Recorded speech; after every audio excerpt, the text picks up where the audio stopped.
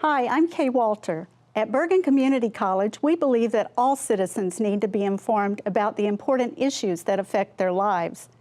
That's why we're proud to support the programming produced by the CAUCUS Educational Corporation and their partners in public television. This special edition of One-on-One with Steve Adubato is brought to you from the Tisch WNET studios at Lincoln Center. Funding has been provided by RWJ Barnabas Health, Delta Dental of New Jersey. Everyone deserves a healthy smile. Wells Fargo, Bergen Community College, PSE&G, committed to improving New Jersey's economy and strengthening its communities. JAG Physical Therapy, and by New Jersey Sharing Network, dedicated to saving lives through organ and tissue donation. Promotional support provided by Meadowlands Regional Chamber, building essential connections that drive business growth. and by New Jersey Family Magazine and NJFamily.com. This is One-on-One. I'm an equal American just like you are. The jobs of tomorrow are not the jobs of yesterday. Look at this. You got this? Here it is, man. Look at that. Life without dance is boring. When you first heard that they were doing Charlie Rose and Gayle King, didn't you go, what? Do you enjoy talking politics? No. People call me because they feel nobody's paying attention. Our culture, I don't think, has ever been tested the way it's being tested right now. Such a good question. High five. Hearts can sure get hard sometimes. I'm fighting now just to keep a mind. Sometimes you gotta fight against the rain. But love will never change.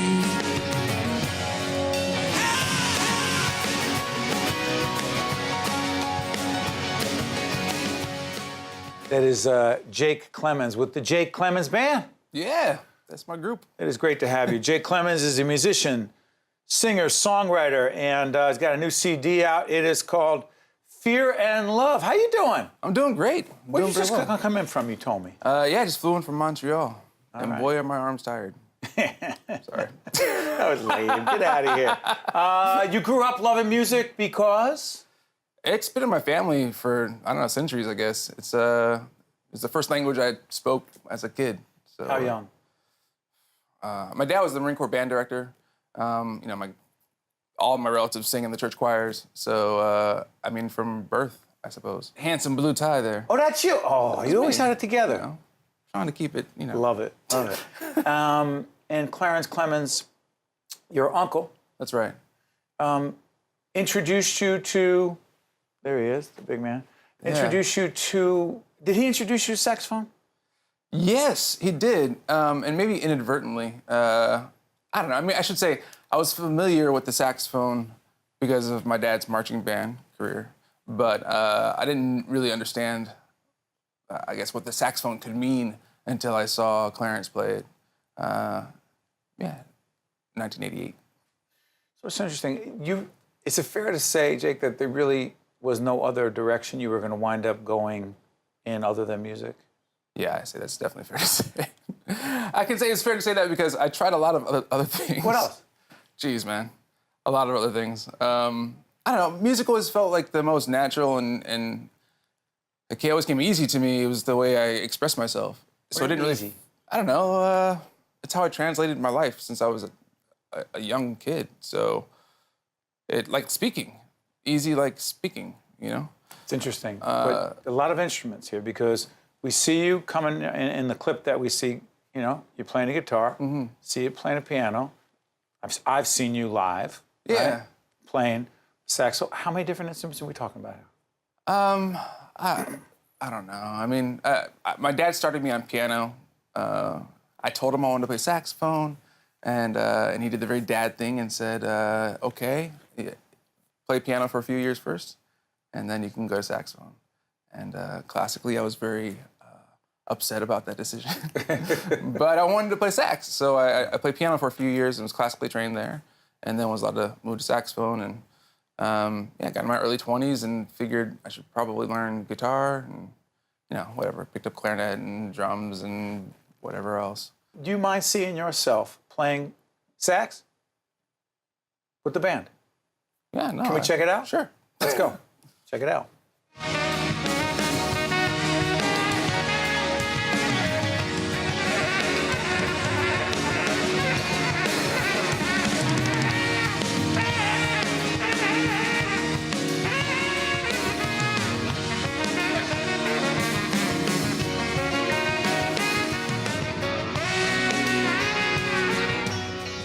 What's it like being the main guy?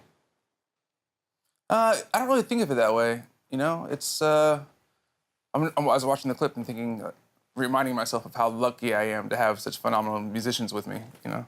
Your colleagues. Yeah, Your they're bandmates. incredible. And yeah, so I mean, I guess I'm navigating the experience, but you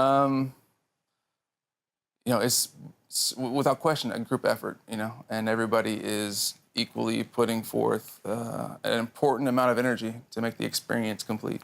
That is true. Just like in this operation, there are so many people who you don't get to see, who are such people in my ear, people who make this studio look the way it does, the people on lighting, production, extraordinary people. Absolutely. And so I appreciate that. But you also have the experience with the E Street Band. Yeah. So can we talk? Yeah, for sure. The guy who leads the E Street Band, he's had a relatively decent career. Yeah, that guy. First met him when? I don't know, maybe I was 2. Get out of here. Something like that. You were a kid. Yeah. Little baby. Yeah. Clarence was my dad's brother, but when I was a kid, it was Uncle Bruce, you know? Uncle Steve. Right there. Uncle Gary. That's how So I it was Steve Anzant. It was the guy, and Max is right there. Yeah. Max was on our show too. So, when Clarence tragically passes, is it clear to you, or when is it clear to you that there's an opportunity? I hate even describing like that, but that there's a chance that you will be a part of this. How does that happen? It was not clear to me, and I don't know. It has to happen naturally, you know. That's the kind of thing where, you know, Clarence was such a significant figure to anyone he was in front of. I don't know. That it had to be incredibly delicate and natural, you know. So. I guess when it became apparent to me that it would be something that I would, a role I would need to fulfill, it came out of the sense of healing for myself and healing for the millions of other people that he had impacted.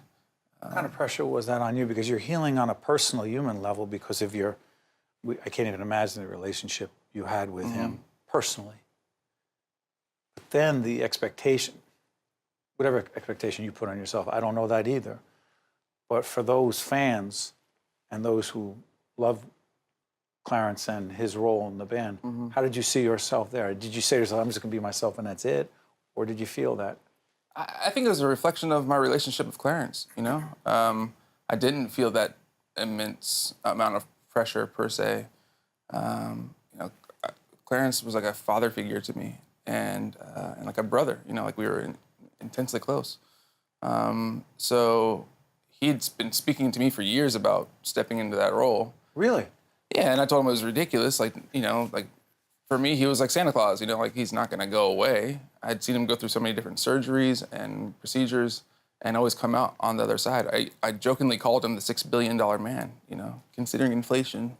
Yeah. But, you know, so for me, he was never gonna go anywhere. But it did certainly, you know, I guess, ease that mental process for me, that knowing he had spoken to me about it and maybe even prepared me for it even before he passed. Final question before I come back to your band.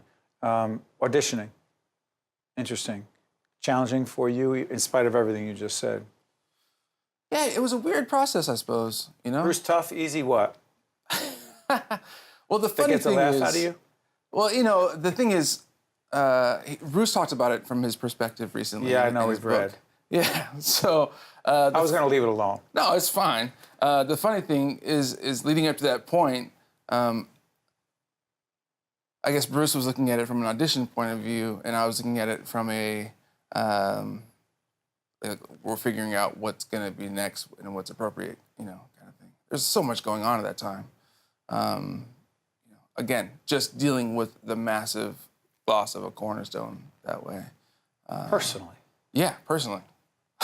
And to some extent, I can't imagine what was going on for Bruce. And he's like, look, at least the way from what I read that he said publicly was, we have a role to fill, you have a responsibility, and his perception was, you need to be at a certain place. And there wasn't a whole lot of talk about your emotional needs. Right, right. At least that's my interpretation. Oh, and that's the thing, leading up to that day, we've been getting together because, as far as I was concerned, we both lost a cornerstone, you know, and we had a lot of good talks just around that, you know.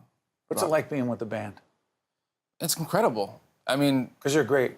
Oh, thank you. It's just, what's it like for you? I mean, I grew up watching this band, you know. Like, I'm the luckiest guy up there because I've been a fan, and I'm the only one who's been able to see them play. Like, they've never been to an E Street show, so for me, it's like it's great because I've seen the band play and I've had the experience from a fan's perspective for so long, and so now like being a part of that and going to what I call, you know, like rock and roll university. That's right. Every time that we're together, and being able to take that, you know, experience and apply it to my own experience and what I'm able to hopefully escort into, you know, this next generation of rock and roll is exciting. So talk about this, Fear and Love. How many songs are we going to hear on this? How many you got? 11, I think. 11. What makes it special?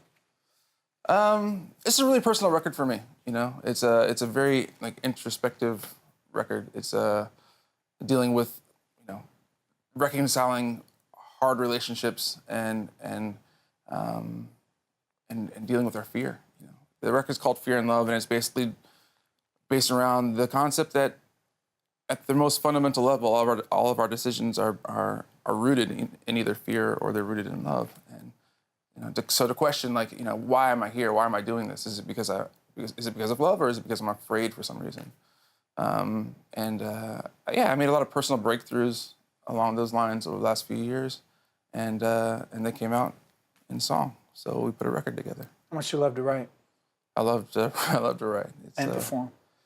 Yeah, you know, they're two completely different things. Particularly performing your own stuff, very different. Yeah, but the experience is very similar to like what I get out of an E Street show. Like I said, that's what I grew up understanding. So what I hope to deliver when my band plays is very similar to that. It's about a community coming together. It's about a a connected moment with everyone in the room, and it's isolated into the, you know, that nanosecond into the next one.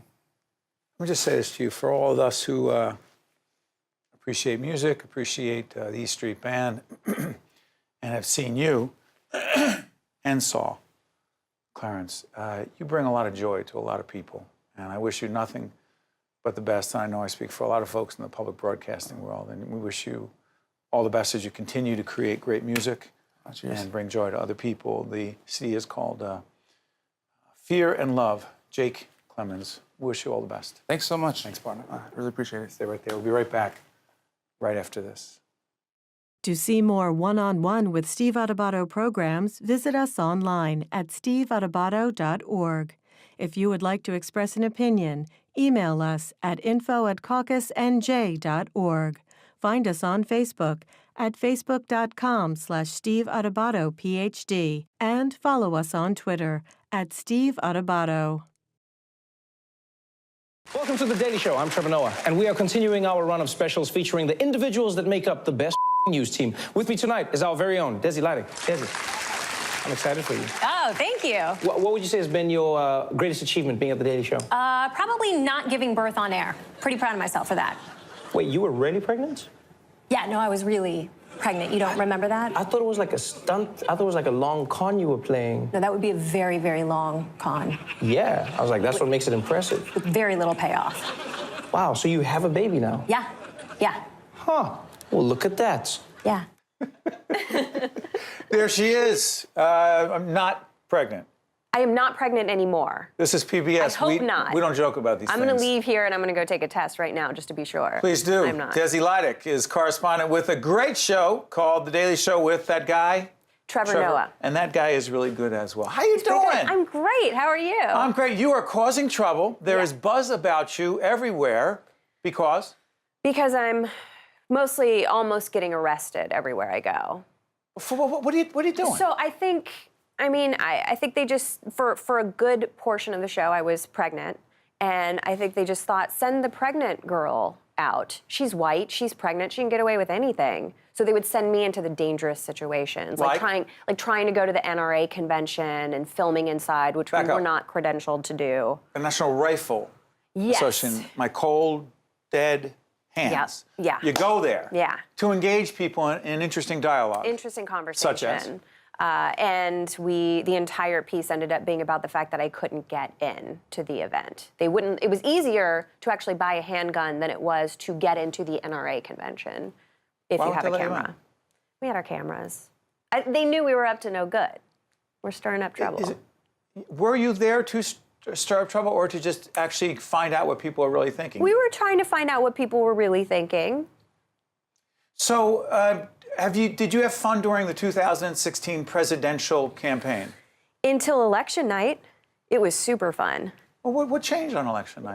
Well, you know, we have Trump as president now. Well, hold on, wait a minute. You didn't see this coming. Well, hold on. It's a joke. The whole Trump presidency? No. But are you? I want to be clear.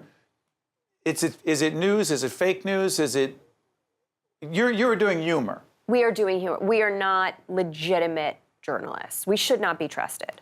Okay, but as you were leading up to the campaign, you were having fun with it. Yes. Did it change on election night and it was no more fun for you? Well, no, it's still fun. It's always fun. I mean, now it's the hardest thing about what we do now is keeping up with all of the chaos day to day. We never thought that we would have this much volume of chaos. There are always tons of material, tons of jokes to pull from. Okay, do you mind if we take another? What do we have, team? I want to talking with Donald Trump supporters and finding out why they are such fervent aficionados of President Trump. Let's take a look.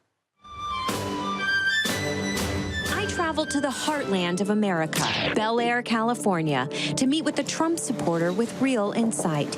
Average American voter, Tony Holt Kramer. Trump is, in his own way, a blue-collar candidate. I mean, he appeals to the people. As founder of the Trumpettes, a grassroots organization started by women who support Trump, Tony is the one who can best explain his appeal. He is Superman in a lot of ways. You know, he's this blonde, blue-eyed guy flying around up in the air right now, looking down and going, I can't stand this country the way it is. I've got to fix it. When you watch that, what goes through your mind? How can you possibly have this point of view? But Tony's my girl. I loved Tony Holt Kramer. We got along very well. The first thing that went through my mind was, how do you afford a house like this? Because it was decadent. It was beautiful. But you talked to these women, in all seriousness, they were not joking. They believe in the president. They're big supporters. And as we do this program in the spring of 2017, I'm sure they're just as supportive. Did you let them know what you thought, or were you just asking questions?